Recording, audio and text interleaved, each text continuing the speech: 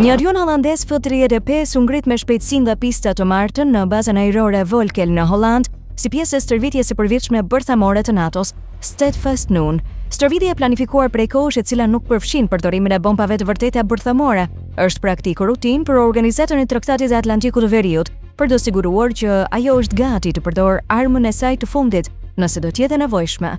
Ndërsa tensionat janë rritur me Rusin për shkak të luftës në Ukrainë dhe inkursioneve të përsëritura ajrore, stërvitja është gjithashtu një mesazh i qartë për Moskën për fuqinë potenciale të NATO-s. Për herë të parë NATO këtë vit lejoi një grup të vogël gazetarësh, përfshirë AFP-n, që të ndjekin një pjesë të stërvitjes dyjavore, duke përfshirë mbi 70 avion nga 14 vende dhe rreth 2000 trupa ushtarake. Stërvitja e këtij viti është përqendruar në rajonin e Detit Veriut.